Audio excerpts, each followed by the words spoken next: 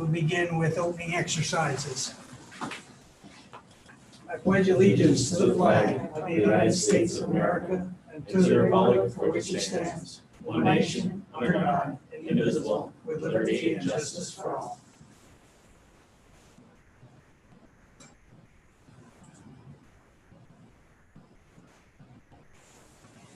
Thank you. Please be seated. And Christy, would you please call the roll? John Cassiano. Here. Willard Deliker. Here. Joseph Fassinger. Here. Todd Hernandez. Here. Todd Leiser. Here. Rosemary Lister. Here. Alan Rex. Here. Rachel Scheffler. Here. Jim Warfel. Here. Good. Everyone's present. And at this time, we will welcome anyone who is joining us on Zoom and offer courtesy of the floor to anyone who would like to address the board at this time. And there will be another opportunity at the end of the meeting. If you would like to address the board, raise your hand on Zoom and we'll pipe you in. There is no one in attendance. No one attending that wants to address the board, so we'll move into curriculum and building issues on the agenda. And the first item is charter reform, is the resolution that the PSBA is asking us to look at for charter reform. I'll certainly give that an introduction, and then we would just like to know your opinion. I'd like also if Leslie could explain the slide that she has on the agenda. This was something that was sent to us by PSBA. We have talked a number of times about charter schools and the amount of money it costs the Northwestern Lehigh School District over time, which is why we put together the representative chart. They are requesting all of the school districts to look at the charter reform for charter funding reform resolution. We did complete the information and have what is a clean copy on your agenda for your consideration. If this is something the school district would like to do, we should take action on it at November, and it gets filed with PSBA. They notified us that over 300 school districts have adopted the resolution that calls for the General Assembly to enact significant charter funding reform. This represents the majority of the school districts. Obviously, there are 500. They're looking to see if they could get all of the school districts in emphasizing the need for charter reform. The adopting of the resolution and raising local awareness. And so I'll ask if Leslie can take 2 seconds and explain the chart that I think you are all familiar with, but just to put it with the item. Sure. So the chart attached with that resolution is the historical charter enrollments. And so basically just showing and charting with a visual what our charter enrollments looked like back in 2006-07 compared to 2019-20. So as you can see, a couple things on that chart that you'll notice, the orange bar graphs or orange bar represent our cyber charter students. You can see over time, it's kind of flipped from charter to brick and mortar students. The gray bar represents charter schools, which again are those brick and mortar schools that students physically attend. In addition to the increase over time in enrollment, we've also seen significant increases in the charter rate. The tuition rate which we pay to a charter school if one of our students who resides in the district attends that school. So there's one rate for regular education and a second rate for special education. And you can see that's reflected by the yellow line. And over time, we have exponentially increased the charter tuition that we're paying to charter schools. So I think this is one measure that should the district wish to take an advocacy stance, certainly speaking with our legislators, we've done a number of times before, as well as certainly filing this and allowing PSBA, which is the organization that represents you as Pennsylvania School Board members, to take up part of the advocacy on your behalf if this is something you're interested in. We have attempted to tell our story to our state rep a number of times. That was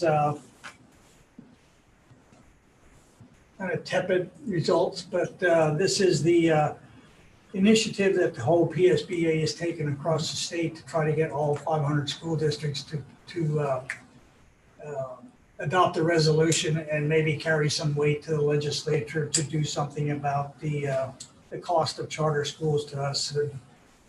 With thinking in mind that our entire EIT revenues this year are being eaten up by the tuition to send our kids to charter school. So Unless there are, we could have a discussion now, but unless there are any objections, we'll put this resolution on the agenda to take action on in 2 weeks.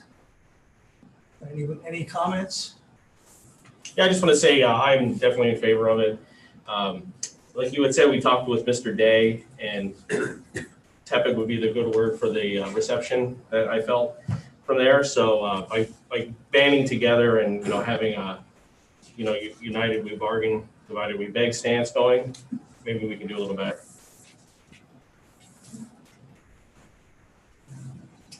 Okay, anyone else?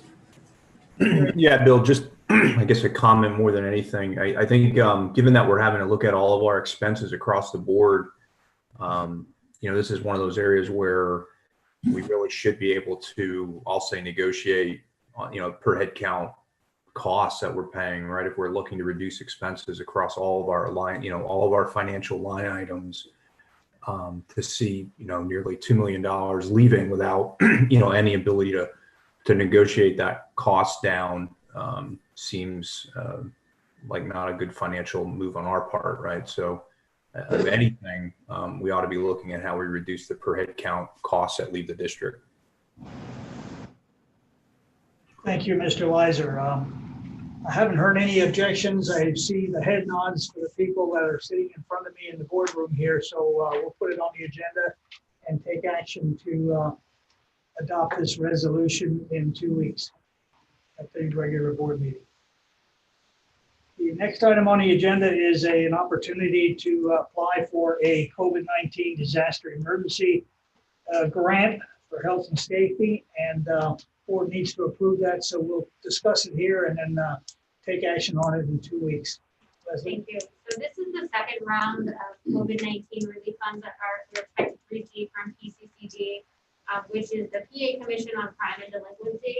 We have received school safety grants the last several years through PCCD. However, the state has redirected some of that funding and now broadened the categories to address COVID-related expenditures instead of safety. However, they're still using the agency of PCCD to funnel the funds through. So this is the second wave of funding that we had anticipated would be released. The state was holding that. So we just got grant notification this week. We are going to work on the grant application. From preliminary review of the document, at this time, I do believe that the grant funding and the requirements will follow the ESSER requirements. So those were those federal state fund dollars that we got about a little over $200,000. The good news about that is it's a broader category of things as well as a greater grant period. So the first round of PCCD funding that we received needed to be expended by October 30th, where these funds now give us a grant period of through September of 2022.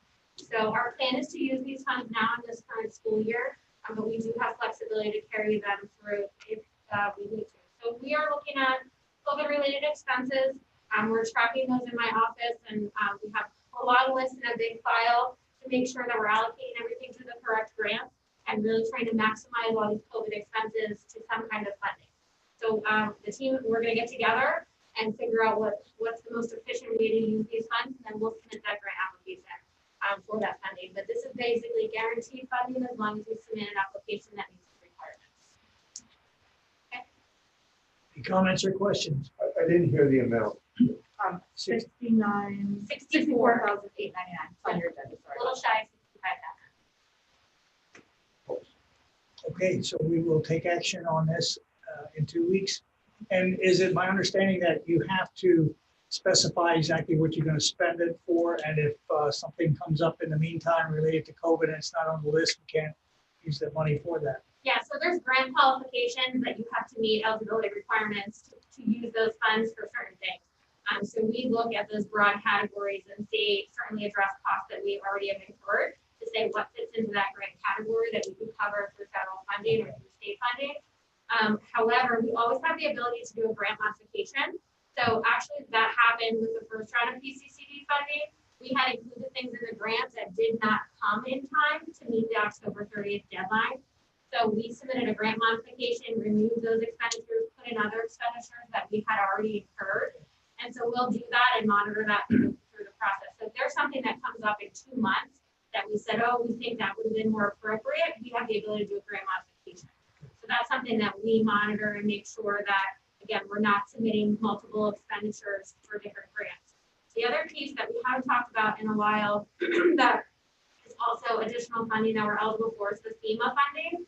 So we submitted the first round of FEMA application for all COVID-related expenditures from March 13th through June 30th. It was a long and tedious process, but we did just receive last week approval of that funding. So once that we receive that funding, and I just have to give it a couple days till it hits our account, I'm being told, we then can also submit another round of requests through FEMA. And so once we identify the grant expenditures we're going to include in this, I'm going to go back and anything COVID related that wasn't included anywhere else, we're going to then submit a grant application to FEMA for a second round of funding. So we're trying to identify and keep those expenses aside. One, to know how much we're spending on COVID related expenditures, but also to really try to maximize any reimbursement we can get our hands on.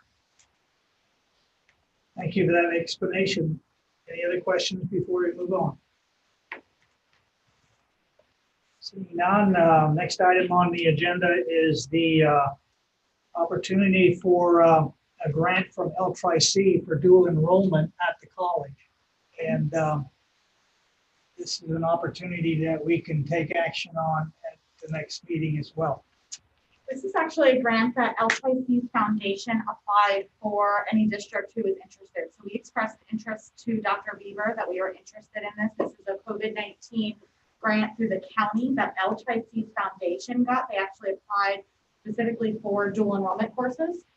And so we received notification a week or so ago from Dr. Bieber at L-Tri-C that they were awarded the grant. And so as a result, Northwestern Lehigh was awarded $10,000 towards dual enrollment funding. We believe that it needs to be spent before December 31st. So if you recall, we have in our budget allocated about $7,500 already. So we were going to put this towards fall funding, and your budgeted $7,500 towards spring funding. I think there'll be some overlap because we do have some students in fall that don't take L-Tri-C courses. Because L-Tri-C course, the grant specifically through L-Tri-C is only for L-Tri-C courses, and so we will have to expend, we believe, some of our $7,500 on non-L-Tri-C courses, but we think we can maximize it per student that way. Okay. You covered it. Other than the next agenda item addresses approval of the partial reimbursement, and so we're working through the numbers right now with the high school office to try to determine, to make sure we spend the full $10,000 L-Tri-C grant by December 31st, and then assessing how many additional dollars of fall courses for spring with the remaining budgetary Northwestern budgetary funds.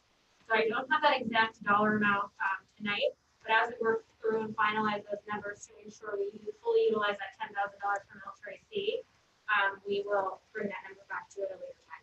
Yeah, if you recall, normally it says approval to reimburse $66 per course or something. That's what we have to back into in terms of the number of courses and the allocation of the funds now. So we will take action on both of these items in 2 weeks. And hopefully this will increase the enrollment at the L-Tri-C, which is a critical issue at this time, trying to stay afloat with our college with the enrollment due to COVID and other things. But the $10,000, approximately how much of the cost for dual enrollment would that cover in a percent? I think Ann, and I can look it up, told me it's $245 a course, and we estimated, it depends on the number of courses, somewhere between 50 and 70 is probably a good number, based on the number of courses that the student will get reimbursed. So if the course is $245, they will get reimbursed from Northwestern Lehigh School District through the grant, somewhere between $50 and $70. It's usually some years it's 57, some years it's 66. We just take the number and reverse into the number of courses. So that will come off the $245. And this grant money is really helping the parents choosing to have their kids do the dual enrollment. It's not really reducing costs for the school. Is that correct? Correct. And I would say, I don't know that it's challenging and making a decision for a parent to allow their child to enroll because all the registrations are done, the kids are already enrolled and participating in those programs. So it's really just some money going back to the parents to help offset those costs. Good. Any other questions before we move on? And we'll be looking at this for action in 2 weeks. There's that many students that it would add up to $10,000 in reimbursement, $50-some a shot. Yeah, so I don't have the exact numbers with me, but we have a couple hundred courses registered. So that may be a student who takes one, well, that may be the same student who takes 3 courses, but we have between 200 and 300 dual enrollment courses being taken by our students. And so if it was less, the reimbursement would be more. As Jen said, we take the $10,000 and basically back into the number of reimbursements depending on the courses. So it's with this $10,000 grant, it's higher reimbursement than it was in the past few years, which is obviously a positive thing. That's great. We certainly have time to do it now with our COVID hybrid model that we're on right now to take some dual enrollment courses. Okay, moving on, next item under curriculum is, well, there aren't any informational updates, so we'll move into policy, and there are no policy items this evening, so we can go right down to operations on the agenda. The first item is lead test results for our drinking water. And I think this is just a routine item that we have to put on every year. Mr. Oakes, are you there to give us the annual lead testing report? I am, Ms. Holman. Thank you. This is our annual and what's something that has become annual because of a PDE requirement lately. So this is our annual test, and everything is well below the limits of any action level. And in most cases, they are well below the even detectable limits. So we're in good shape in all 4 buildings, and several locations in each building were tested. And if you have any questions, I'll answer them. The tests are attached, and we do that independently with Suburban Water Testing, which also does our testing for our drinking water on a monthly basis. Well, that's good news. Yes. Our water is safe from lead. And it is. And there is no action required for this. It's just information, correct? Yep, it just has to get into the minutes annually that it was at a public board meeting where you received the report about the lead testing in our building. Okay. Any more questions about the lead tests for our water? Hearing none, we'll go to next item under operations is the Clearview School Services Yep. agreement. So this is the company that we've utilized as a procurement specialist for our food service program. As you recall, Northwestern Lehigh participates in a consortium for purchasing for food service called Lenorco.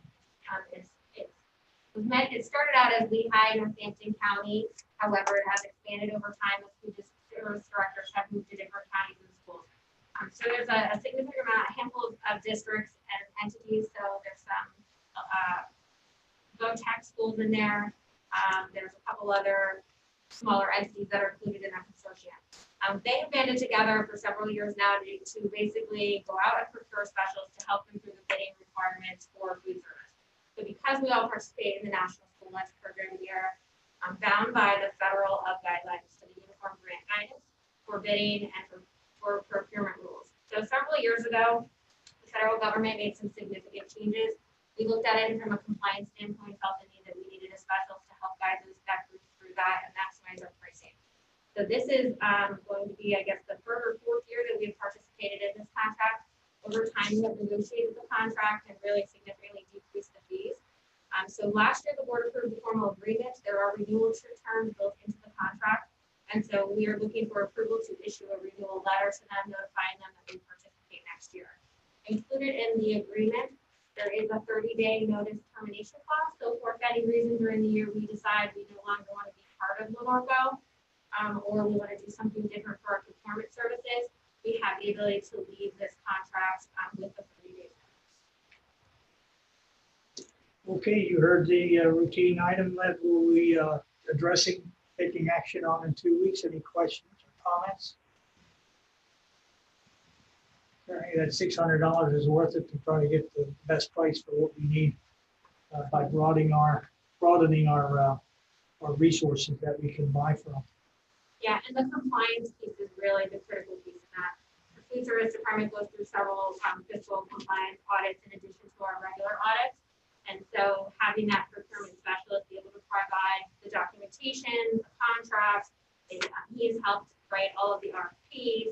And so it's that assurance, that $600, in my opinion, is well worth the assurance that the fund is in compliance and we're doing what we need to do to receive those federal funds. Good. Okay, let's move into district finances. And the first item under there is our continuation of our budget discussions. And Leslie, will you walk us through that, please?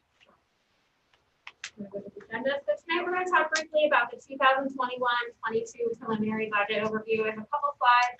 As you know, we're early in the budget process, but we wanted to start talking about addressing our budgetary goals as we start to move forward in our planning of the 21-22 budget. So tonight we're briefly going to look at establishing our budget goals for next year. Look at some revenue and expenditure trends, our fund balance projections, to give you really set the stage in that 10,000 foot view of not only the focus of this current budget, but looking ahead for the next 5 years. Give you some highlights of the 21-22 budget in terms of categories of significant increases that we are anticipating, and then talk a little bit about the 21-22 budget timeline that we've already started and we're kind of in the middle of, and this is the first formal step at a board meeting to discuss. So for the 21-22 budget goals, these do look a little bit different than they've looked in the past.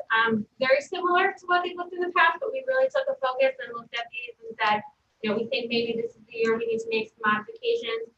We know that we've implemented and we're going to continue to look at that future ready comprehensive plan. So really we wanted to change that and make that a focus this year. You'll see, and I'd like to highlight one of the other areas or goals that we've changed this year, number 6.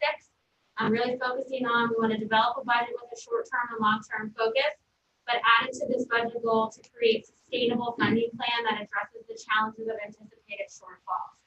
And so we've recognized and we've talked about 5-year budget projections and really how do we address that increasing gap over time that we're seeing in a shortfall.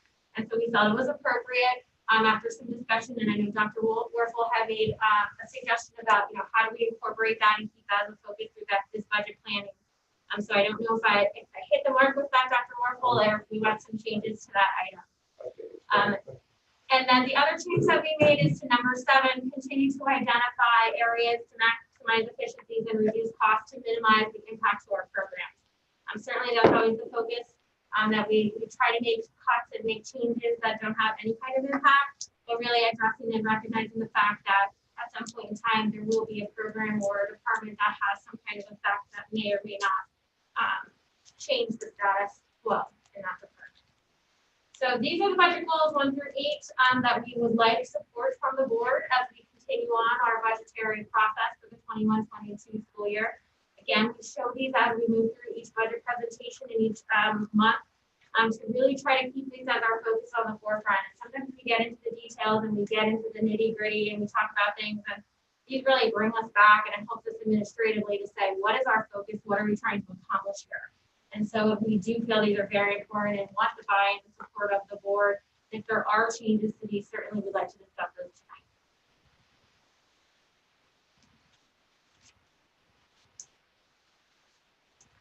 So these goals are a result of the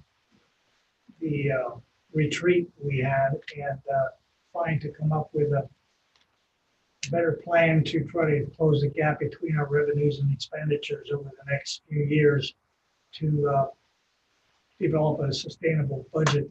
And we've made those changes that we discussed. And if there are any comments or questions about this, these budget goals, let's talk about it now, or we'll just move on to the next slide.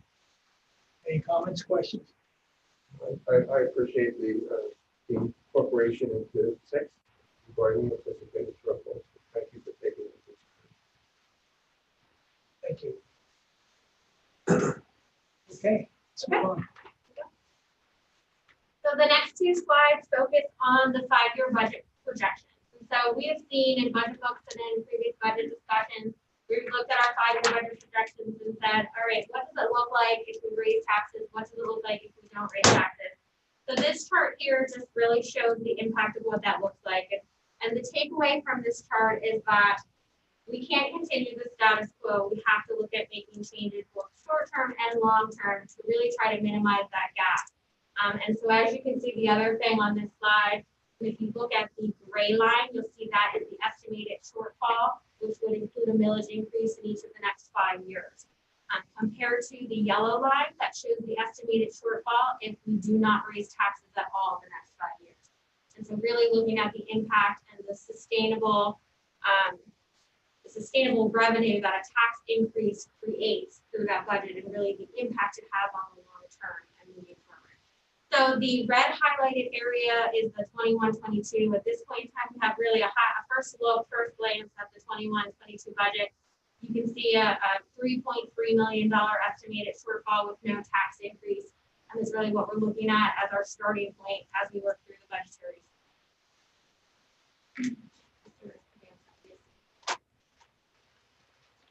And so what does the impact of those budgetary projections have on our fund balance? And so we know, we've looked at fund balance trends in our history over time. What does it look like the next 5 years?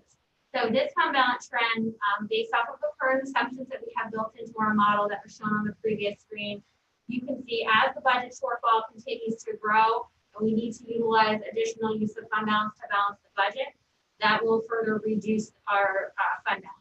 And as you can see in that 5th year of that budget projection, we no longer have a positive fund balance, and we've crossed over to the negative standpoint. Now, certainly this is just a visual. We can't really have a negative fund balance. It's not something that the state or the auditors really will allow. So it's really the impact of needing to make changes and make those long-term planning strategies and budgeting strategies so that by the time we get to that 5th year in the budget projections, these numbers and these bars look a little bit different. And history has shown, if you go back 5 years and you look at what were our budget projections 5 years ago for today, the changes that we've incorporated into the budget process the last 5 years have changed the picture. And so obviously we know today we have a balanced budget. This is about $1.8 million worth of fund balance. If you go back to those projections, that we were projecting to use $2.5 million, $3 million if we didn't raise taxes. So I think while it's important to look ahead and focus on these 5-year projections, it's also important to recognize that we will make decisions and we'll make changes in the next 5 years that make these numbers look different by the time we get out to that 5 years. Equally important to recognize that we need to make changes in the next 5 years so we don't get into this position and see this negative fund balance position that you see on the screen 5 years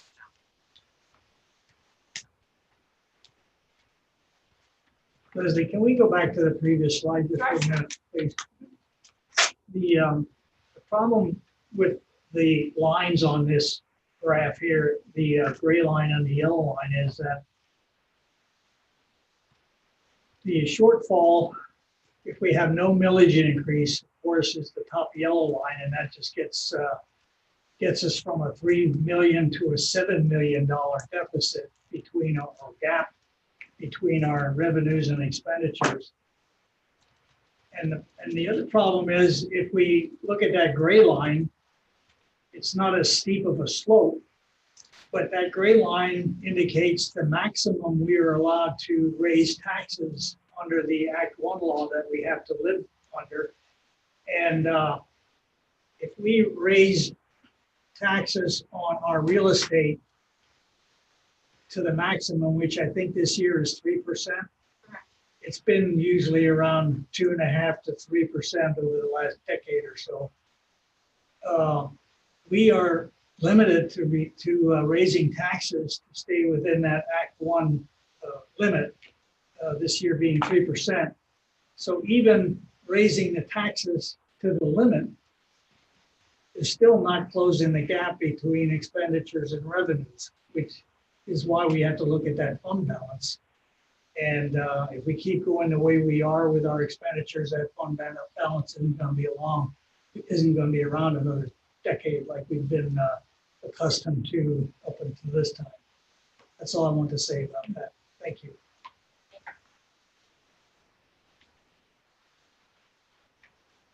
move in then to the Act 1 index, and which is really our ability to raise taxes. So we know that the state has certified the Act 1 index for 21-22 is 3%. The base index is 3%. So for school districts that have a market value ratio above a 0.4, they receive just an adjusted index. We previously received adjusted index.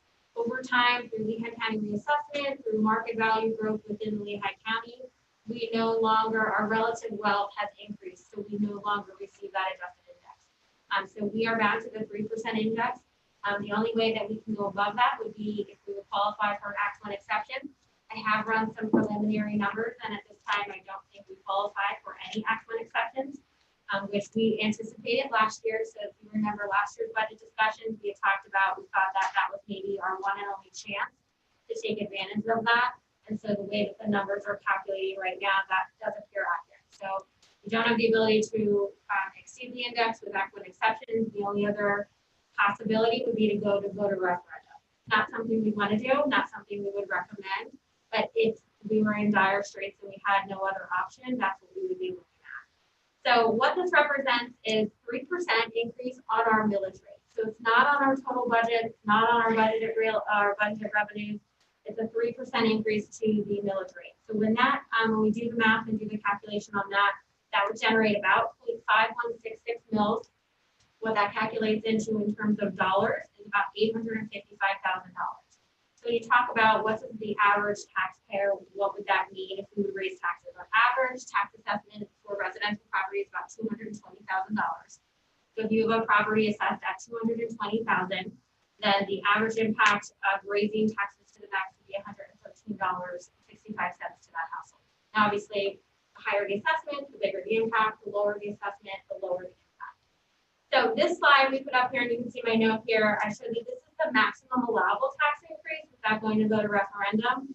It doesn't mean necessarily that this will be the tax increase. This is just the max allowable that we have the option to go. You'll see we'll talk about the tax increase, we'll talk about millage options as we move through the budgetary process. But until you approve a final budget in June, you have the ability to do anything with that millage rate up to that $855,000. A curiosity question. It's just that if we ever got to a point where we had a referendum, how does that fall out the timeline? Is that consistent with the spring primary? Is that when that happens? Yep. So there's an accelerated timeline for budgeting, obviously, that we would have to follow, similar to last year where we had to adopt a preliminary budget in January. We'd have to do that and then meet the deadlines to get on the primary ballot basically with your referendum question. And then the taxpayers would vote yes or no on your question. And if they vote yes, then you would have the ability to raise taxes to whatever you were asking for or whatever you needed. If they vote no, then you have no ability to go above the $855,000. In the state of Pennsylvania, I believe there was only one successful voter referendum, and that was school went and asked because they needed to build a new high school. So for general operating expenses, there's been no successful voter referendum in the state up until this. So during my experience in New Jersey, all budgets were by referendum. It's not fun. We don't ever want to get there.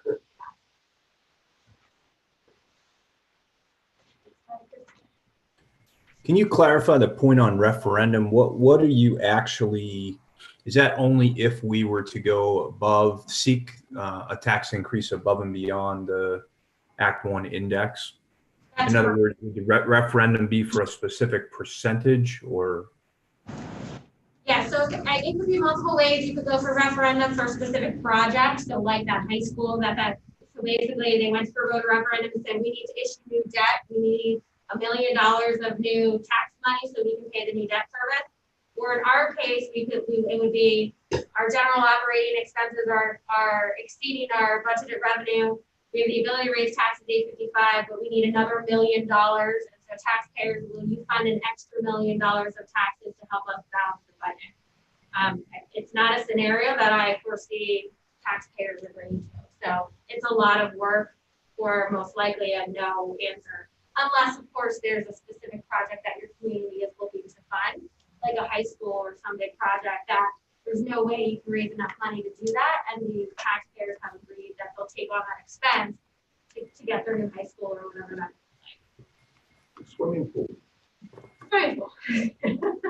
But that referendum would be more than just for money. It would be more than asking for money. It would be asking for a millage increase, which would go on the base millage for the succeeding years. Yeah, so that would look like the question on the primary ballot would be, do you support Northwestern Lehigh raising taxes above the index to, X dollars? I don't know specific what it's saying, something like that.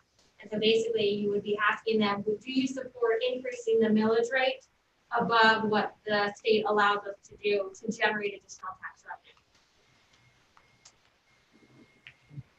Just so nobody walks away thinking I'm going to recommend that, I'm not recommending that. Yeah, so at this time, and we'll talk a little bit later, but at this time we are recommending that the board adopt the resolution to stay within the index in January. We'll bring you some more numbers, either December or maybe that January workshop.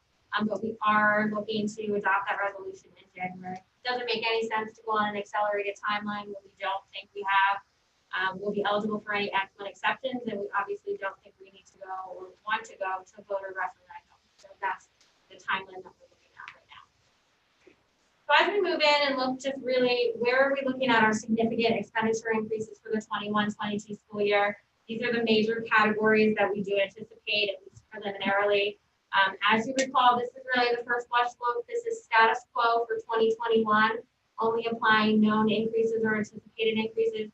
So just like we do in every budget year, we start with these numbers and we work to refine them. So although we're showing salaries of $657,000, benefit increases for PESers and healthcare of at $277 and $316. As part of our process, we will go and specifically identify every staff member that we have in the district. We'll look at, are they salary? What are their budgeted hours? If they're hourly, what have their trended hours been the last several years? Look at overtime. What is our trend been? Can we cut overtime a little bit? What is our substitute cost? Where have our trends been? Can we make adjustments there? So we really go line by line and make those specific changes. And every year we know we have significant changes in that because we plan for, you think of the budget process, we planned and we had done our staffing call of May, finalized all that for our June final budget adoption. A lot of staffing changes have occurred since that time frame until we get to today. So additional leaves or people who have resigned or people who have retired. So all of those changes get pushed through when we work on that salary and benefit budget. So always ideally, we hope that number comes down. We think that this first blush is always a conservative look, but certainly things would pop up that maybe would require us to add a position to the budget or add something additional that obviously affects those numbers. Healthcare right now, we have about a 10% increase built in. We do anticipate, my hope is that that will come in lower, but looking at preliminary numbers, that's what the consortium has agreed to budget at this stage in the budget process. PESers, we know the contribution rate is increasing to 34.9%, 95% of payroll, which means for every eligible PESers payroll dollar, we pay 34.95% to PESers on behalf of the employee.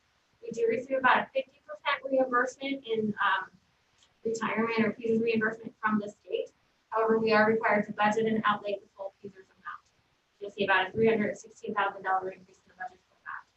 Cyber charter tuition, this is the line item that we talked about earlier in the meeting. We continue to see growth in our charter enrollment. This year we did not see as big of growth as I think we were expecting, maybe with the current situation with the pandemic. So that's the good news. The bad news is we still have a significant increase in the budget for cyber charter tuition. This is another area that this number is built off of current enrollments, current complement of regular and special ed students. As we get closer to June, we'll refine those numbers and do kind of a last look and look at trends and see if we need to adjust those numbers when we do the final budget. Special ed, assuming about $103,000 increase.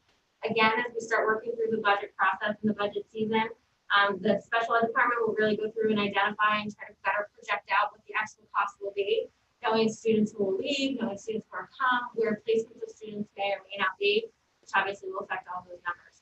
So in total, with these big expenditures, obviously this isn't addressing anything else in the budget, just these categories alone, estimated to be about a $1.5 million increase. So when you look at the millage equivalent of what that would mean, we would need 0.9290 mils to pay for this increase and assume everything else stays status quo. That we talked about on the previous slide, our allowable millage increase throughout next year, 0.5166 for $855,000. So we know today we have some work to do on really finding some reductions, maybe program modifications, restructuring of departments, anything that we can do to take a look at how we can reduce that deficit. We'll continue to talk about that. We'll continue to work on that as we move through the budgetary process. And look at different areas and look at different strategies that are both short-term and need to long-term to try to address that 5-year budget projection to make sure we close that gap over time. So I talked a little bit about this, but closing, sorry. Before you leave that slide, the next item on the agenda, we're going to be talking about budget variances for last year. And just keep in mind that number 1.5 million, 1,538,000. And when we go over the variances coming up in the next agenda item, could you try to correlate what we're looking at in the variances with this number here?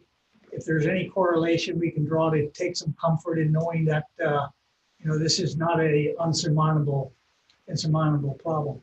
So keep that 1,538,000 number in mind as the total increase in expenditures as we go through the variances on the next budget, the next agenda. Thank you. Yep.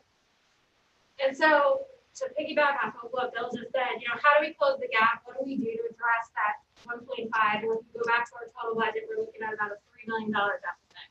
So I talked a little bit about staffing and benefits, some of the areas that we look at and we'll refine, identify, like I said, per position, per person that is actually funded through the general fund. Potential savings on retirements or resignations or even potential furloughs that would be necessary. We know that right now we don't have a good idea of who will retire by the end of the year. We know we have a couple of mid-year retirements, but certainly as the year progresses, we'll have a better understanding of both who's leaving, but also what our plan would be to fill those positions. And typically, as people retire, we do realize attritional savings with obviously the salary and benefit package compared to someone new coming in. So those are things that we always look to help offset some of that shortfall and help us meet that goal of closing that budget gap. Bid pricing for heating oil and diesel. We always budget pretty conservative at this time of year, obviously not knowing what the price of oil and diesel will be for next year. So right now we have the higher amount built in. And as you recall, as we talked about in February budget strategies, we do plan to use some fund balance to offset those costs depending on if we select fixed or variable rate pricing. So right now we have the higher amount in. As we move through the year to see what that bid pricing will look like, hopefully that's an area that we can pull back and generate some savings to reduce that shortfall. Evaluate capital reserve transfers and equipment replacements. This is one item that we haven't really looked at, I'll say, in great detail over the past couple of years in terms of can we make reductions or can we do capital, defer capital projects. This may be the year that we need to look at that. Art and I have talked to the roof management company that provides that roof management plan to us. We made some suggested changes and looked at pushing a couple projects out. So what we'll need to do now is analyze and take a look at our facilities master plan and say, okay, what were the projects we were going to plan on doing the next 5 years? Do we need to do those? Can we delay those? Is there something different we can do? So for example, on that roof replacement plan, we talked about potentially, re-upping the warranty to get another couple years out of that before we would need a roof replacement. So those are the things that we'll take a look at and we'll bring to you probably in February. Say, okay, here's what we think the next 5 years will look like. And maybe then we talk about, do we need to make modifications to that plan? So we, as a district, transfer a significant amount of money to capital reserve. Very appropriately, we've always paid for a lot of our capital improvements that aren't huge projects through our capital reserve. And so we've always spent that year after year, knowing and anticipating some larger dollar projects, but not a bond issuance. So now maybe it is time to look at that. Equipment replacements, we have some dollars built in, as you all know, for fleet replacements, for our buses, for our vans, for our buildings and grounds equipment. So, we want to take a look at that, look at those replacement cycles and see see, like, is there any way to change some of those schedules? It doesn't make sense. We may come back to you and recommend, no, we think based off of the age of the fleet, we need to continue our replacement plan, or we may say that we can delay a bus purchase over the next couple of years and generate some at least short-term savings. So those are some of the discussions that we'll have as we move through the budget process this year. Reductions to building department budgets. This is something we look at every year. The next 2 months, we'll meet with each individual administrator to talk about their building or department budget. We always bring, we come to the table and we ask them to bring a list of if they had to cut, what would they cut, and really prioritize and create a list of, these are things we really need and really need to accomplish.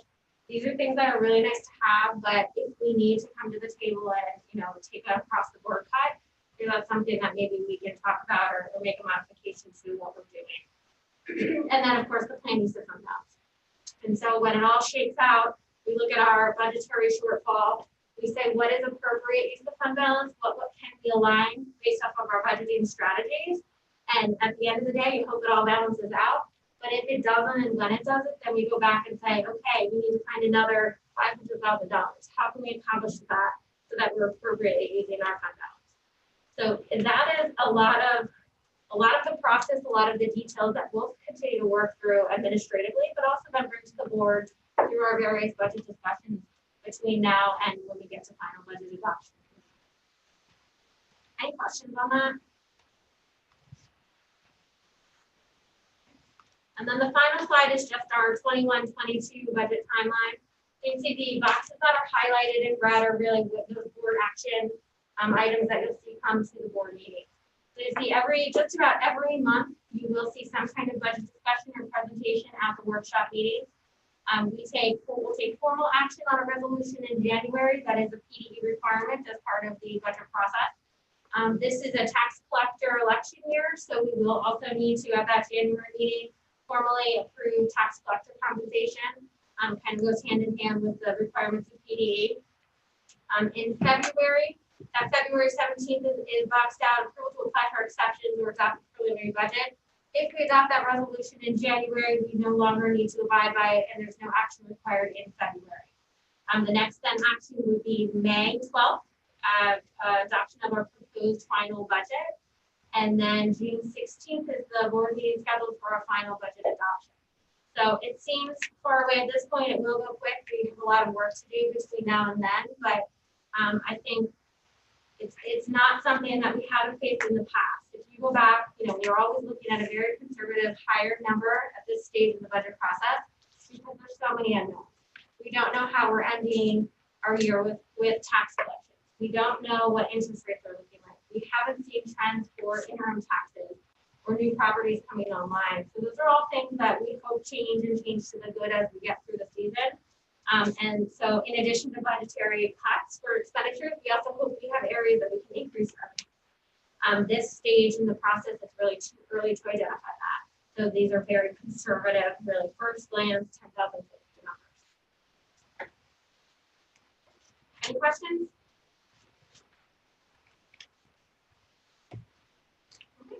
See any, so let's move to the next item on the agenda. Thank you, Leslie. Thank you. So we have completed, I'll call it the first phase of our audit with Gorman and his team. We are working on a need to submit the AFR, which is the annual financial report that is required to be submitted to the state. So we have our audited trial balance numbers. We still have the federal programs audit, which Gorman and his team will come back out in February. So we won't have a final financial statement until really closer to the Christmas holiday. But for the purpose of what we talked about tonight, these are the audited numbers. Nothing will change in terms of the federal programs at this point in time. So brought to you a summary. I want to talk a little bit about the variances. Some we believe are directly related to COVID and our shutdown. Some are positive variances based off of other areas. So if you recall back in the spring, I was anticipating to utilize more of the fund balance, and obviously you can see we ended the year with. So we ended very favorably, better than I had anticipated back in the spring, which obviously is always a really good thing. So looking at revenues, you can see in total our revenues came in under budget of about $217,000 or 0.48% of our budgeted revenue. Pretty typical compared to what we've seen in the past. Our revenues are very stable, very predictable. So that was a good trend that we continue to see even with COVID and the interruption of kind of operations from March to June. So some of the significant areas though, in these revenues that we were either under or over budget, specifically in local, we ended the year about $48,000 in current real estate taxes above where we had planned. However, we were under budget in our own taxes, so we did not see nearly as many properties, new properties or new development coming on as we had anticipated. However, we did see and experience significant increase in our transfer taxes. Again, if you look at our trend in our history, the years we've been over budget has been a direct result of where houses down the lines are being sold. That was the case last year in 1920. Actually, one of the Hillwood properties did exchange hands, which generated a significant amount of transfer tax. We were about $250,000 over budget in our transfer tax. Delinquent real estate tax collection, we were under budget by about $217,000. I do believe there's a direct correlation to COVID. With that, we usually have very strong collections the last, between March and June as we had closed out the year. We saw that slow and actually at the point where COVID happened, we're not stopped collecting taxes given the current situation. So we were anticipating a decrease there, which is what obviously we saw. Interest became an under budget. Again, the interest rate tanked during the COVID, so we lost 3 months of interest rates that we had planned on getting. So we did have, we were over budget in some categories, under budget in others, but in totality in local revenue, under budget about $95,000. On the state revenue line item, we were under budget in feasors, but as you can see, there's a correlation to we were under budget in total in salaries. So obviously there's an offsetting then revenue loss because we didn't have the expenditures that we had anticipated. The state schools grant, it was a timing issue. We had budgeted about $116,000. Depending on when the state sent us the money, we had to report it in a certain fiscal year. So we did not receive that full amount. We received the full amount, but not in that full fiscal year. So we thought we were under budget in that category. We didn't collect that full amount. And other categories, a couple of changes here or there, but state revenues were under about 147. Federal revenues really close, over by about 9,000, and then other financing sources. We had some insurance proceeds from insurance claims that accounted for about that 15,000. Again, in totality, revenues were under budget, which means we collected less than we anticipated, for about 217,000. Then when we move down and look at expenditures, here's where we have some, I'm going to say, significant amounts that were under budget. So that means that we did not spend as much as we had originally planned in this category. So in the 100 salary categories, we were underspent, and I'm going to say a lot of this related to COVID. Our substitute costs in total, we are under budget by $150,000, which obviously is a very significant amount. We didn't have any substitutes from March to June. Overtime was down about $25,000. Professional salaries were under budget by $121,000. That's not necessarily related to COVID, but we didn't have the leaves that we had anticipated. Changes in the budgetary and in the budget for specific positions or replacements. We had a higher amount budgeted than what we actually replaced that for. And then collectively in our support staff, we were under budget in transportation, custodian, and aides. So in totality, that accounted for about $466,000 being under budget in salaries. Then corresponding on the benefit side, the biggest driver of this being under budget is obviously Social Security and feasors. Since our wages were under budget, then those two line items obviously are directly correlated to that. Additionally, we were under budget in healthcare by about $78,000. That was a result of some plan design changes that occurred in May that weren't obviously accounted for as we finalized the budget, as well as planned replacements or leaves that we budgeted in LTS, and we have seen we would take medical benefits, but then ended up opting out. So positive variance again for us. On the professional services, so your 300, can be your contracted professional services. Typically, you see your IU services here. You see special ed costs in this line item. In totality, we were over budget in this category, about $135,000. We were under budget in our special ed costs by about $55,000. However, we were over budget by $29,000 related to legal expenses, $28,000 associated with engineering and architects. If you recall, we had commissioned some surveys as part of our reconfiguration discussions. So we had some engineering and some professional services fees associated with that were unplanned at the time. And then we had some technology consulting that was quoted here. Really just some reclassification that was budgeted down in the 600 or 700. We ended up spending some of that consulting fee for technology related services up in the 300. 400 technology or the professional technical services in totality under budget by about $38,000, primarily related to sewage. We were under budget in sewage, again, being closed. We didn't have the water and the sewage flow that we typically would have during that time period. We were over budget in repairs and maintenance by about $23,000 and under budget in rentals. So we rent lifts, we would rent lawnmowers, snow machine, like backhoe for snow removal. So some of those things we obviously with a mild winter didn't need or utilize as much as had originally been planned. Moving down to the 500, we were under budget about $18,000. Combination of a bunch of different things.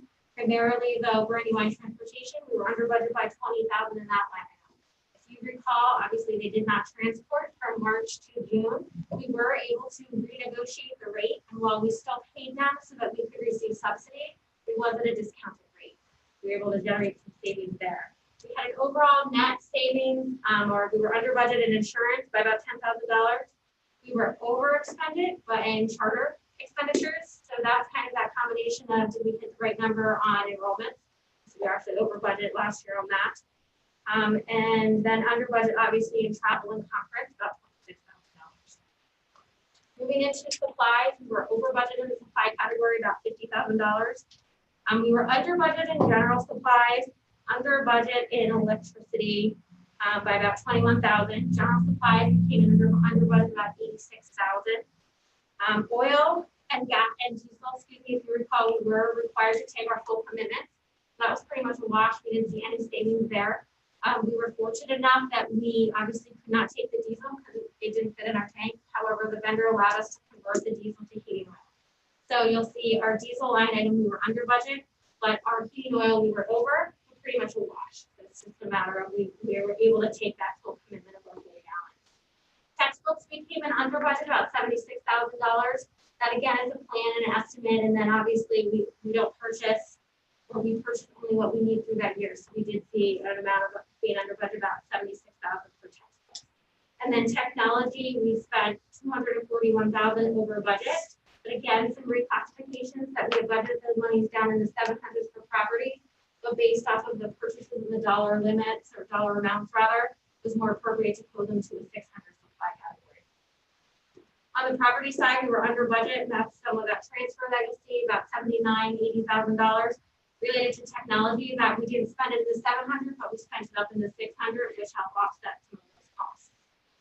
In the 800 and the 900, you'll see significant savings there, directly related to the bond refinances that we did 2 during that fiscal year.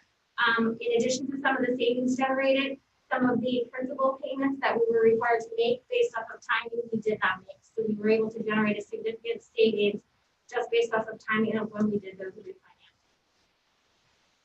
And then the other thing that you'll see included in that 900 is unused budgetary reserves. So obviously, because we were in a positive or surplus position, we were under budget. We did not need to utilize the $400,000 of budgetary reserve that we had.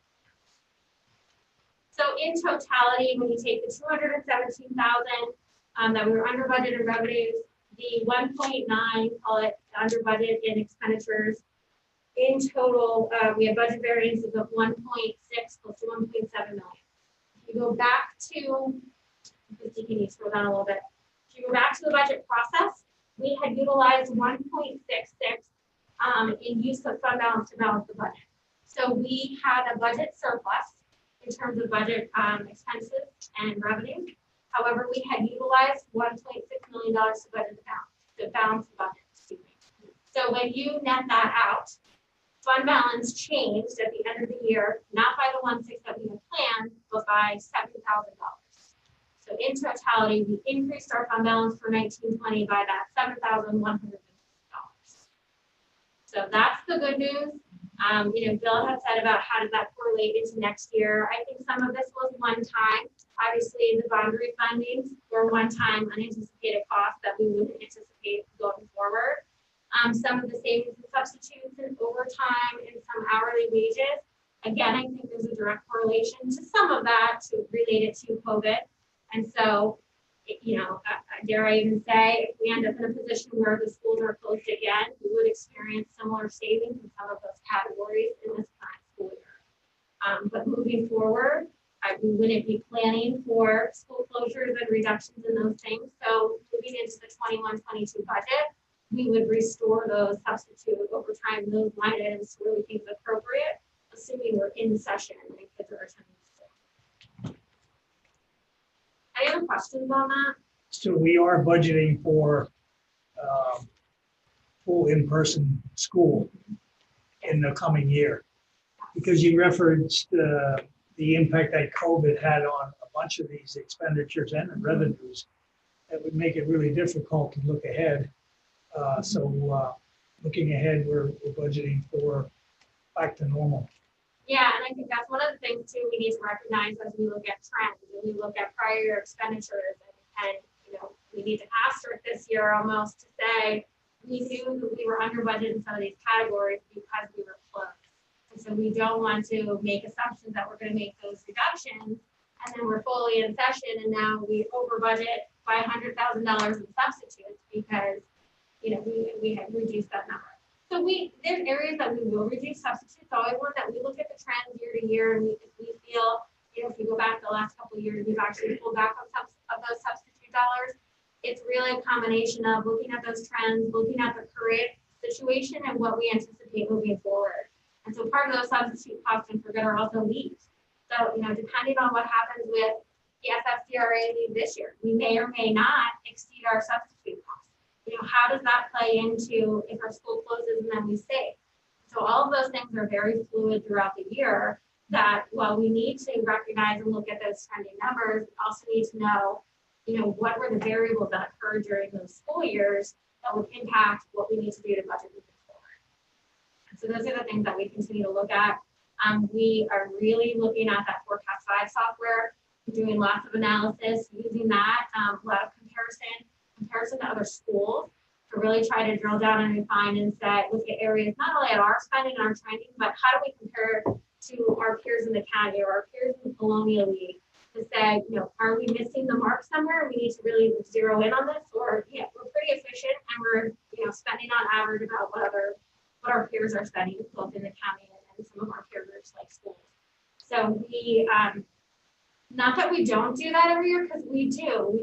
I have lots of spreadsheets and lots of analysis, but I think, this year, especially because now we're coming off of a COVID year, that there's a lot of now variables in the numbers that we have to just make sure we account for and that we're appropriately looking for what that needs to be and look like moving forward. Coupled with where can we find cuts? Where can we make changes for those sustainable funding streams? Okay, thank you, Leslie. Any comments or questions about where we are in our budget development and our variances that we just heard about from last year? I think it's wonderful to see that the budget use of fund balance didn't get spent. And if I understand the history, if you go back maybe 2 years before that, for a long time, that was the case as to what was going on. You were budgeting fund balance to balance the budget that through cost savings or whatever was able to go back and maintain that stability in the fund balance. I remember correctly last year, the 18-19 budget, I don't remember what was actually budgeted in fund balance, but I think we discussed having actually expended about $800,000 of that to close the budget. So I understand that this is an anomaly for a whole bunch of different reasons, but wouldn't it be lovely if this was what was going to happen for the next 5 years, or would it be what we're projecting is going to happen for the next 5 years? If my understanding is correct, yes? It is, absolutely. Okay. Yeah, and we saw that in the past where we were using budget and fund balance and then we had surplus and we were adding to fund balance. Then we hit that period where we were budgeting use of fund balance, but we still had positive budget variances. So it was kind of status quo. We weren't adding, we weren't using. The last 2 years, we started utilizing again, not the full amount, but still a partial amount. So I think in the absence of COVID and in the absence of the bond refinancing, this number looks good. I mean, when you look at the 800 categories of being, almost $700,000 under budget, that's your bond refinancing. I mean, there was, I think, a $455,000 principal payment that we didn't need to make in the school year because we did that refunding. Now, it doesn't mean we're never going to make it. It's just now shifted into different fiscal years. But really, a one-time, had we not done that, we would have expended those dollars, and obviously then that $700,000 we would have spent. So there are definitely those one-off anomalies, and we see that every year, and we've been very fortunate that those anomalies have always been in our favor. I mean, there's been years where it went the other way, when we exceeded special ed cost by $250,000 because we had one special ed student who was a very high cost that moved into the district. So it can go either way, and that's also why we have that budgetary reserve. We were very fortunate. This isn't unique to us. In talking to some of my colleagues, everyone kind of went, wow, we didn't realize, we were anticipating to be under budget a little bit, but some other school districts locally in our area are experiencing some of the same trend that we saw this year too. So I like to think it's what we did, but I think it's fortunately part of the situation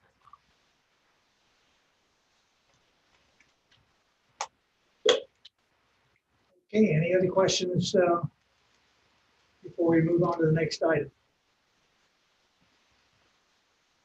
All right, continue under fund balance is the resolution that we are required to do for our committed fund balance, and that will be voted on in 2 weeks, correct? Yep, so this is the same resolution that your board approved back in June, establishing the categories for committed fund balance. We bring this back to assign or to commit rather, but the dollar amount. So these are the recommended dollar amounts in each of these committed fund balance categories.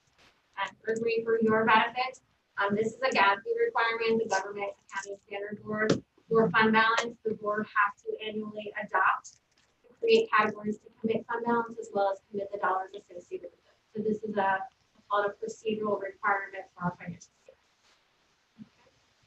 If you open that second attachment, you see for just the fund balance, this is just the fund balance roll forwards. You can see the changes that have occurred from last year. So the balance as of June 30th, 2019 compared to June 30th, 2020.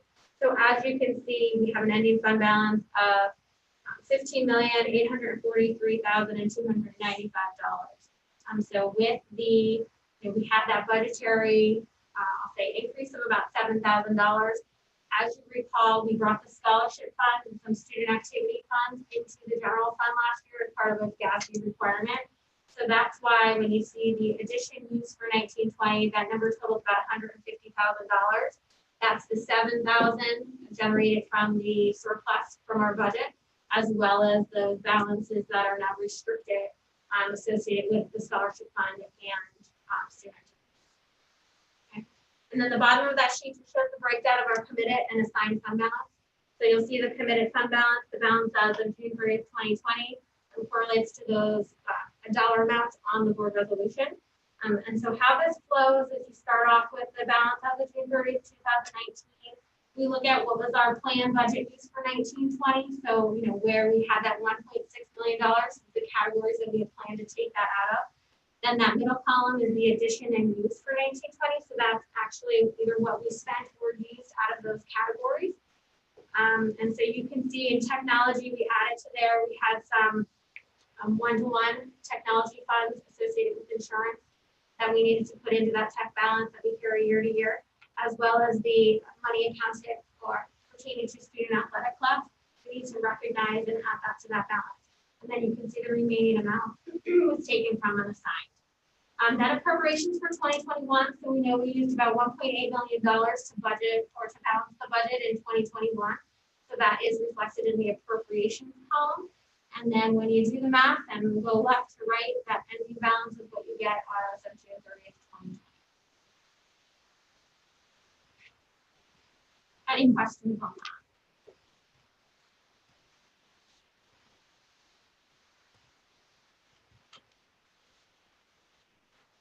Talk again about the the middle block, the committed fund balance, the column with all the zeros, the 2019-20. Yep. uh, So, sorry, so if you look at, the column that says budget use for 1920.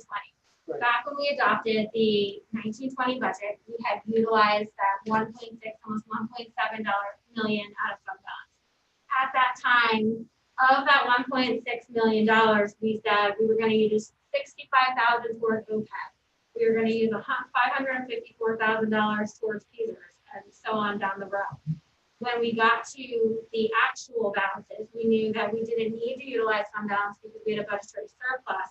So that's why you see zeros in those categories. So we didn't actually use the 65 for OPEB that we had originally planned on because we ended the year in a budget surplus. Does that answer your question, Bill? And then the minuses or the negatives in that appropriation category, that's what we're planning to take out for 2021, assuming we end the year and actually have to utilize fund balance the way that we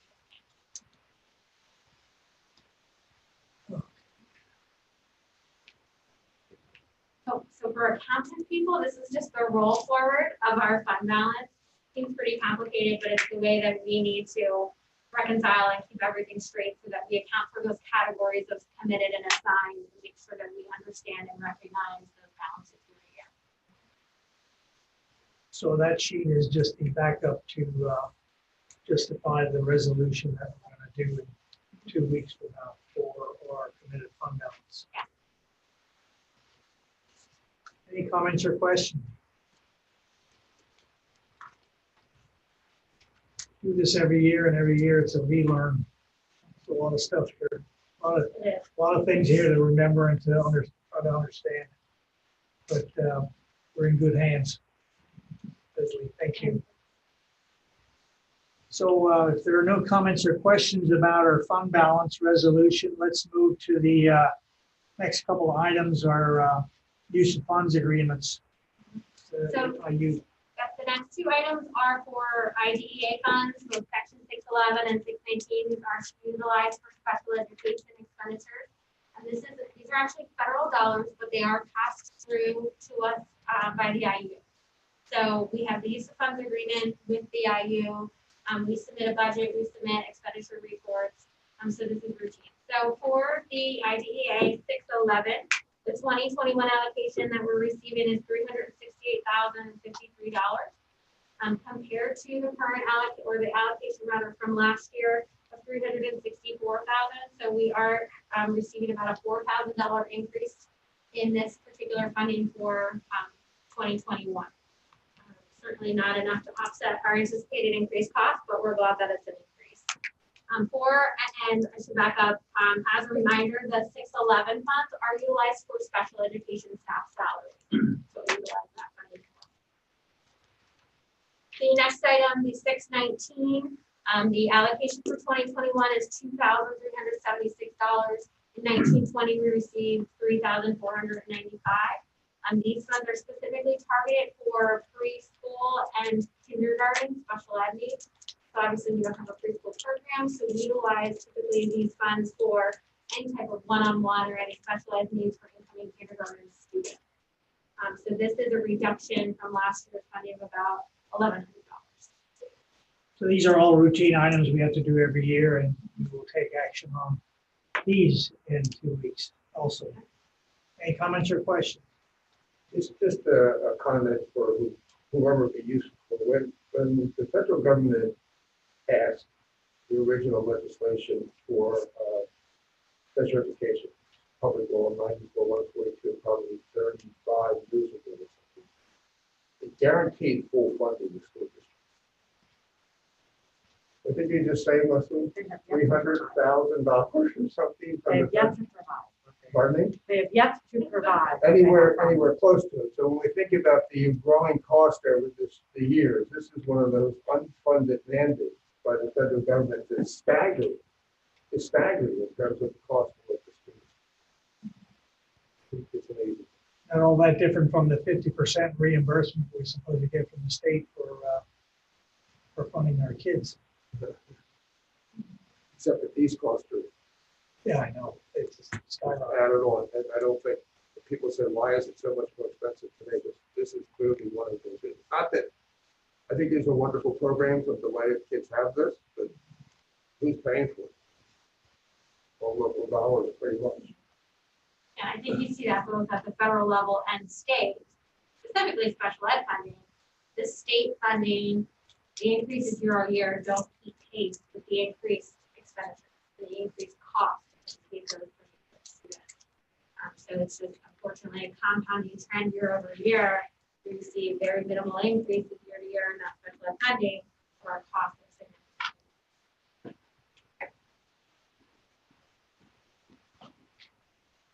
Okay, let's move to Acadian's data management. This is a routine item. This is an agreement with Acadian's data management. It is for the Dibble math and reading program assessments for Northwestern Elementary and Budgetary. So this is the same cost, $1 per student as it was last year. However, there is a new agreement, some new terms. So we did have that legally reviewed. There were some suggested changes from Jess Moyer at King's Fry. And so I'm just waiting to hear back from the vendor to see if they accept our changes. So if I do not hear back from them in 2 weeks, I will probably pull this item. They know our deadline and they know that, obviously we're looking for those changes. So you will either see this in 2 weeks or December. Okay. Any questions? And the reports. Anything you want to talk about on the reports? Yeah, if I just highlight a couple items on the reports, you can see we closed out now September for real estate tax collection. The chart, thank you. The chart looks a little different than it did compared to prior years, only because as you recall, we did extend this current year the discount period through September. So I separated those on those lines. So in total, the collection percentages are very comparable to where they were in the past year when you look at all 3 months. As you can see, there was a significant impact on collection because of the change of delaying that discount period through September. So we saw many taxpayers that took advantage of that extra month to pay and still receive the discount, which I think was our intent. I think it was to give taxpayers a little bit extra time to recognize and still give them the discount. So even though we saw some changes and some delays in our funding, we still are about $418,000 ahead of where we were last year. Again, as you recall, we did raise taxes, so I would anticipate us being ahead at this point in time. But what this says to me is we're very hopeful that we can continue our trend. We continue strong collections through December 31st. And so then that may be one area that we can look at for 2021 of saying maybe we can restore our collection percentage because our taxpayers are paying their bills and we don't have as much turning over to delinquent. It's only November 4th, so we certainly won't know and have all that data until we get to January, but it's a good trend that we're seeing so far. Our real estate transfer tax, delinquent taxes, interest earnings, unfortunately, are all down compared to what we thought and definitely anticipated. So that is not an area where I think we maybe pull back too far. Again, it's still really early in the year, but we typically have collected a little bit more in those categories up to this point. So it's something that we'll continue to watch.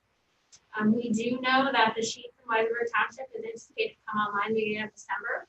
So that will be hopefully some interim revenue that obviously we didn't plan on. So that will hopefully be paid before June 30th. On the state revenue, pretty routine. We have continued to receive money and funding from the state on the normal schedule and cycle that we normally do. In terms of federal revenue, we did receive that CARES funding or that ESSA money that we talked about before, about $204,000. Our earned income tax, although it's deceiving, it looks like it is ahead. We are still on pace, and we believe, we're talking to Berkheimer, we'll see about a 10% reduction in our earned income tax compared to prior collections. So we're still dealing with timing differences of when employers are paying catch up from COVID. So we'll continue to watch that category. So although it looks like we are ahead, we still are anticipating being down this year. Pretty routine spending in terms of expenditures. You can see for payroll and other associated. The one thing that I would like to draw your attention to down in the 800, 900 category, there was you'll see on the reports, if you look at the details, a negative expenditure of about $684,000 in the 800 or in the 900s. That was due to a reclassification. We had put it into expenditure last month. It was actually the capital reserve transfer that we made. It was related to 1920. So it should have been quoted to the balance sheet account instead of an expenditure. So we caught that and we corrected it. So it looks like a negative expenditure. It's really just correcting the expense. Putting it back to 1920. And then one other final comment, not related to this report, but a couple weeks ago, Alan, you asked a question regarding the electricity accounts and the bills from last month. It was what I suspected when we went back and looked. It's just a processing issue in terms of our monthly kilowatt usage. Our bills are very consistent, no increases. It's just a matter of we process more with the cutoff. Overlap. Okay. Any questions on it? So with all the unknowns that we were looking at when COVID started and how it would affect the revenues and the things you did to account for that, it really doesn't look as bad as we thought it might be at this point, having gone through this for how many months now? Yeah, I think we pulled back our collection percentage on real estate taxes. And so we've seen our collection rates be strong. So at this stage, I do anticipate exceeding our budget. So I think we probably pulled back a little bit too much on that. However, those other categories, transfer tax, interim, interest, what we're seeing so far is correlating to what we budgeted. So I don't anticipate that we're going to have a significant variance in those categories. Unfortunately, I wish that I was wrong and that would have continued to be strong. But if there's one line item that I'd like to be wrong on, it's real estate taxes. And so I hope that we get to December 31st and we collect more than we had budgeted for. So it's something that we certainly keep an eye on. And it's a good trend right now, but we also still have 2 months to collect. So we'll see kind of how things look in December. Our delinquent tax collection is down on a month-to-month basis, which we anticipated and we adjusted. So if we get to the end of the year and we see that starting to be restored, that's one of the line items we'll look at adjusting upwards and maybe increasing or restoring some of that for next year. Same thing with interim, transfer, interest. Those are all areas that today I have flatlined, but if we show that things are rebounding and we're collecting more than we thought would be reduced, we'll look at being able to restore some of those funding areas, which will help offset our deficit. If we can restore some of those line items, I think that's huge. Any questions on the reports? Questions on the reports before we move on? Okay. I don't think there are any updates under finance this evening either, so we can move right into board committees under old business. And on your devices, there is a list of all of the committees and the board members who are on those committees. And there are a couple of vacancies in here. I haven't heard from anybody. Have you, Mrs. Holman? I have not, but I did know that there might be interest from Mrs. Lister on the School Health Advisory Committee. So there's one vacancy on the Curriculum Council. And right now, Mrs. Scheffler is the board member on School Health Advisory Committee. So I don't know if you would like to switch that. Happy to. Yes. Okay. Yes. Is there any other interest on the Curriculum Council? We right now have Mrs. Scheffler, Mr. Dellinger, and Mr. Elizer, but there is a vacancy on there that can be filled, or we run with 3, and that's fine as well. Are we doing anything this year on that? I don't think we're doing much this year on that because we haven't done anything. Certainly we'll do regular curriculum updates, but nothing new initiatives. Mrs. Scheffler did express she would like to continue on that committee. But if the only change is, I will certainly make the change from Mrs. Scheffler to Mrs. Lister on School Health Advisory. Okay. You both would like that? Yes. Okay, thank you. And that rounds it out then? It does. And we will bring that for your approval at the November board meeting. How about the vacancy on Curriculum Council? I didn't have, no one expressed, we ran with 3 the last several years, and that's fine if there's no one else who's interested. Okay. Even if you're not on the committee, you can still come to the meetings. Yeah. And listen to the presentations. It's not really a any action we take. We're just there representing the board and your own personal ideas about the curriculum Yep. subjects. All the curriculum and the textbooks out of any one of those meetings comes for your approval on a regular board meeting. And so you get to review them at that point as well. So that will run with that for Okay. next year. Okay. Very good. Also, under old business, I asked Mrs. Holman at the beginning of the meeting if you would just update us here in a public meeting on the latest COVID developments. And we talked about and the letter went out to the parents about going 4 days a week with kindergarten and first grade. And we just got some directives or some information from the county about Lehigh County exceeding the moderate into the substantial category and what effect that might have on the school. So could we just have a little bit of a short update on where we are with all that? Certainly. So last Thursday, Dr. Susnovic and I, as well as Mrs. Jadish, feeding us some questions, did a presentation trying to present some of the data. We know that it's something that we look at every single day, and we understand it, and we look at it as well as being involved in weekly meetings with the Department of Health, our Emergency Management Committee, and our medical advisors from Lehigh Valley Health Network. And so we did a presentation last week that was half about the data and really understanding where the data came from, as well as making some recommendations moving forward for marking period 2. That was Thursday evening. The dashboard at that time had Lehigh County, what I would say is solidly in the moderate. We were at 61 in terms of incidents, and the next threshold was at 100. So I didn't anticipate the very next day it to go above 100 in 1 week. And so they update those metrics every Friday. And so Friday afternoon, we got some updates, which they do every single Friday afternoon, and they update the cumulative of the last 7 days.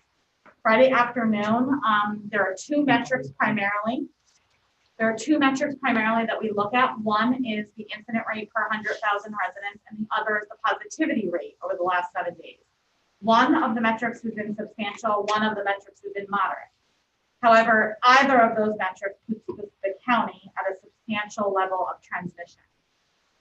From the very beginning, when you approved our health and safety plan, you recognized we have looked at zip code data all the way back to when we first approved the health and safety plan, as well as developed the metric in order to weight each of our zip codes, knowing that each of our zip codes is not wholly ours.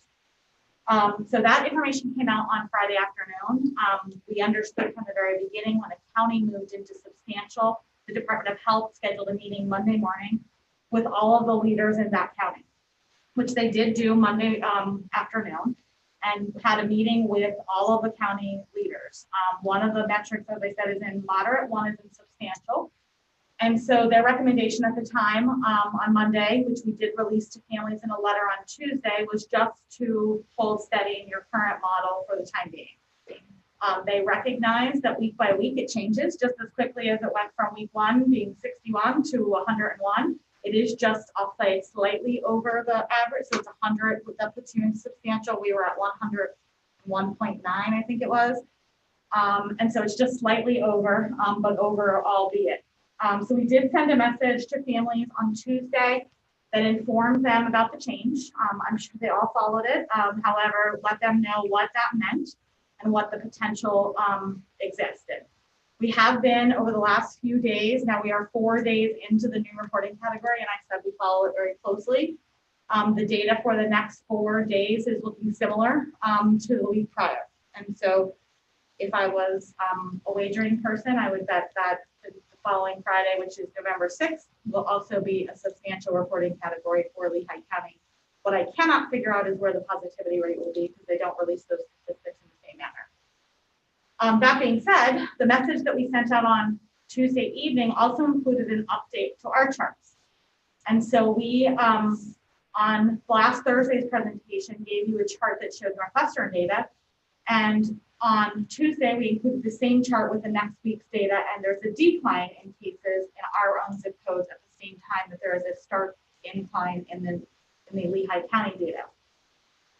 All of that being said, we are going to wait and see what the results say on Friday before we make any decisions. And we have our meeting with our admin team Friday afternoon. We did originally talk about K1. That is something currently under evaluation, whether that can continue as scheduled for a November 16th return or not. That might be something that we have to take a look at in continuing in school and not bringing additional students back, or what our recommendation for instructional models is moving forward. I will certainly take any questions. I don't know, as I said, if we will have 2 metrics in substantial. We will have 1 and 1. We also collect our zip code data for the next few days and see how that looks, as well as our school cases. We have been fortunate with all of the cases that we've had. They've been, if any, single cases. You haven't received Dr. Snovic's COVID notices in a little while. And so, should knock on wood when I say that. But we have been relatively successful with the protocols we have in place at school. And so that's a measure that we weigh heavily too, because we know the importance of in-person learning for our kids. It was one of the reasons why we made the recommendations to have K1 return, because we value the importance of in-person learning. This is a year where we have to balance that with the health and safety in our county and in our area. We did inquire with the Department of Health as early as yesterday, some additional questions about the Lehigh County data. Sometimes there's able to pinpoint specific events or specific things that happen in the county that might be indicative of a larger analysis that we can't necessarily do, but somebody at one of our local health networks or even at Department of Health is able to do. And they didn't indicate that there was anything that was readily apparent in terms of large blips or bubbles that would be helpful in our informed decision making. So come Friday, as we do every week, we will make recommendations and inform parents, but we felt we need to send the message on Tuesday. I'm not sure it will be something that will be utilized this week, but I suspect at some point in the future, parents needed to be aware of the change if they had not readily seen it from the news, that there would be a potential that at some point in the future, we would have to shift to completely remote instruction. Our teachers will also prepare. I said at the beginning when we approved the health and safety plan, we kind of have to be prepared to live in all 3 worlds. We have to be prepared to have students back 5 days per week, and what does that look like? We have to be prepared for students being in a hybrid, half in person, half at home, and we have to be prepared for remote instruction, and I expected at some point we would be in all 3 this year at some point. The timing of that and the amount of notice is the challenging part, because the data shifts fast. And we get notice on a Friday about a county level of substantial, or that's not the only indicator, however. And that's sort of what our message was inclined to tell, that yes, it changed. Yes, we're watching it. We watch it every day. But we also look at a number of other indicators to make that decision. I'll certainly take any questions if you have them.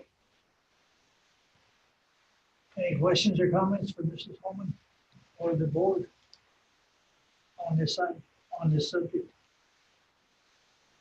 Okay, thanks for the update. You're very welcome. And I'm knock on wood for Friday, huh? We're coming back to new business, and there isn't any on the agenda. Any board member have any new business to bring up? Hearing none, that's we have an executive session immediately following. I think all the information for logging in has been sent out, and so we'll shut this meeting down and immediately go into the executive session for personnel. And with that, I would entertain a motion to adjourn. Motion by Mrs. Sheffer, second by Mr. Hernandez. Meeting adjourned. Thank you.